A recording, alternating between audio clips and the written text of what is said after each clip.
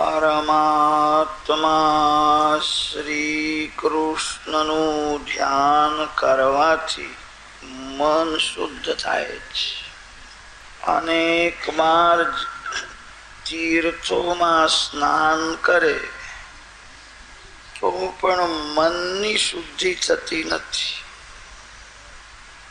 લોક ચારે ધામની યાત્રા કરે છે, સારું છે.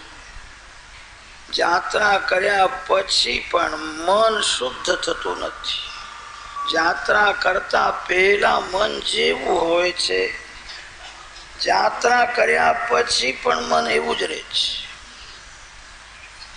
તીર્થમાં સ્નાન કરવાથી, યાત્રા કરવાથી થોડું પુણ્ય વધે છે. બગડેલું મન શુદ્ધ થતું નથી. અતિશય દાન આપવાથી પણ મનની શુદ્ધિ થતી નથી. શ્રીમાન લોકો ઘણું દાન આપે છે, સારું છે. એમનું મન બગડેલું જ રહે છે. યજ્ઞ કરવાથી, દાન આપવાથી, યાત્રા કરવાથી પુણ્ય વધશે, મનની શુદ્ધિ થતી નથી. આ મન ક્યારથી બગડ્યું છે? કેમ બગડ્યું છે? બાલ્ય અવસ્થામાં બધાનું મન પવિત્ર હોય છે. બાળકનું મન એટલું શુદ્ધ હોય છે, બાળકને જોનારનું પણ મન શુદ્ધ થાય છે.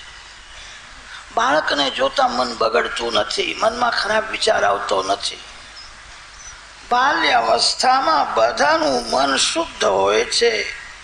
એ જ બાળક મોટો થયા પછી સંસારનું ધ્યાન કરે છે, તેથી મન બગડે છે. બાળક જગતને જુએ છે, જગતનું ધ્યાન કરતો નથી. મોટો થયા પછી એ સંસારનું ચિંતન કરવા લાગે છે. સંસારનું ચિંતન કરવાથી જ મન બગડ્યું છે. જેટલા પાપ થાય છે એ સંસારનું ધ્યાન કરવાથી જ થાય છે. પાપ છૂટી જાય એવી ઈચ્છા હોય તો કોઈ દિવસ સંસારનું ધ્યાન ન કરો. સંત સર્વકાલ પરમાત્માનું જ ધ્યાન કરે છે. સર્વકાલ ભગવાનનું ધ્યાન કરવું આપણા જેવા સાધારણ માનવના માટે શક્ય નથી. કદાચ ભગવાનનું ધ્યાન ન થાય તો વાંધો નથી. મન ઉપર પહેરો રાખજો. મારું મન ક્યાં જાય છે? મારું મન કોનું ચિંતન કરે છે? ભગવાનનું ધ્યાન કદાચ ન થાય તો વાંધો નથી. કોઈ સ્ત્રીનું કે પુરુષનું ધ્યાન ન કરો. જેના શરીરમાં મળમૂત્ર છે, મળમૂત્રથી ભરેલા શરીરનું ધ્યાન કરે તો મન બગડે છે. ભગવાનના શ્રીઅંગમાં મળ નથી, મૂત્ર નથી. ભગવાનનું શ્રીઅંગ અતિ શુદ્ધ છે, દિવ્ય છે.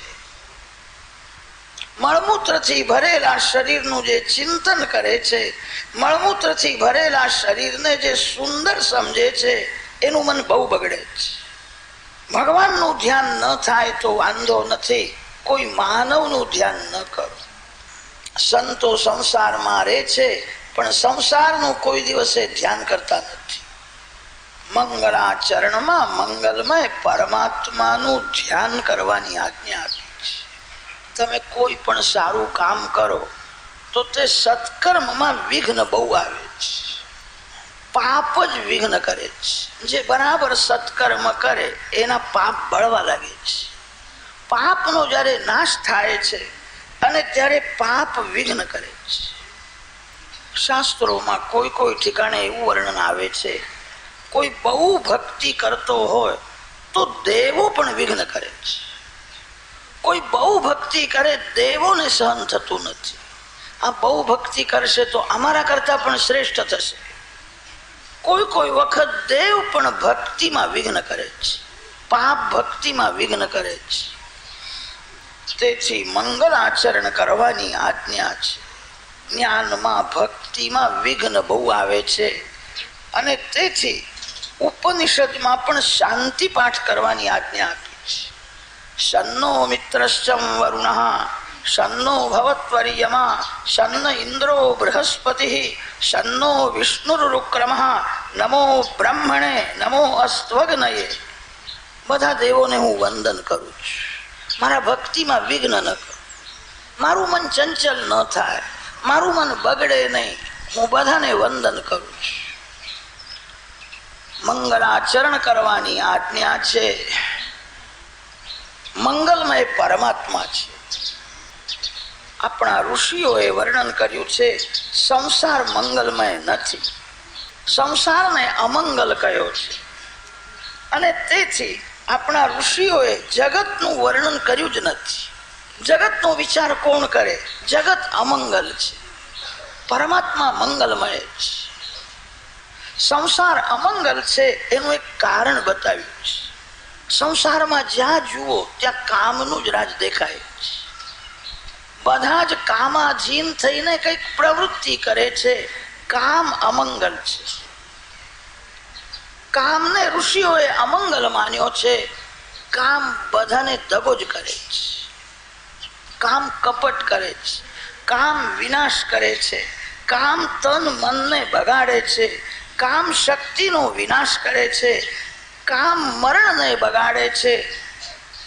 કામ મિત્ર નથી, શત્રુ છે. શત્રુ હોવા છતાં એવો દગો કરે છે કે હું તમારો મિત્ર છું, હું તમને સુખ આપું છું. કામ કોઈ સ્ત્રીને સુખ આપતો નથી અને કામ કોઈ પુરુષને સુખ આપતો નથી. કામ બધાને દુઃખ જ આપે છે. કામ શત્રુ છે છતાં મિત્ર જેવો લાગે છે. કામ સુખ આપતો નથી, કામ બધાને દુઃખ જ આપે છે. જહી શત્રુ મહાબાહો કામ રૂપમ દુરાસદ. કામને શત્રુ કયો છે. સંસાર કામમય છે. કામ એ જ સંસાર છે. કામનો વિનાશ થાય તો સંસારની પણ સમાપ્તિ થઈ જાય. કામ એ જ સંસાર છે. સંસારમાં કામનું જ રાજ દેખાય છે. બધા જ કામાધીન છે. કામને અપવિત્ર માન્યો છે, અમંગલ માન્યો છે. મંગલમય પરમાત્મા શ્રી કૃષ્ણ છે. મંગલમય પરમાત્મા શ્રી રામ છે. શ્રી રામ શ્રી કૃષ્ણને કોઈ દિવસ કામનો સ્પર્શ થયો જ નથી. સૂર્યનારાયણ પાસે અંધકાર જઈ શકે નહીં, પરમાત્મા પાસે કામ આવી શકે નહીં. સંસાર સકામ છે, તેથી અમંગલ છે. પરમાત્મા નિષ્કામ છે, એનું બધું જ અમંગલ છે. જેના આંખમાં કામ છે એનું બધું જ અમંગલ છે. પરમાત્માનું બધું જ મંગલમય છે.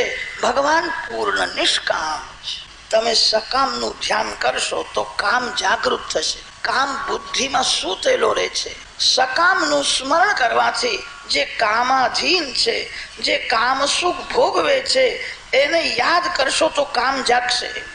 કામ બુદ્ધિમાં સૂતેલો રહે છે. નિષ્કામનું સ્મરણ કરો. જેને વાસનાનો વિનાશ કર્યો છે એને યાદ કરો. જે કોઈ દિવસ કામાધીન થતો નથી એનું સ્મરણ કરો. એવા તો એક પરમાત્મા શ્રી રામ શ્રી કૃષ્ણ છે.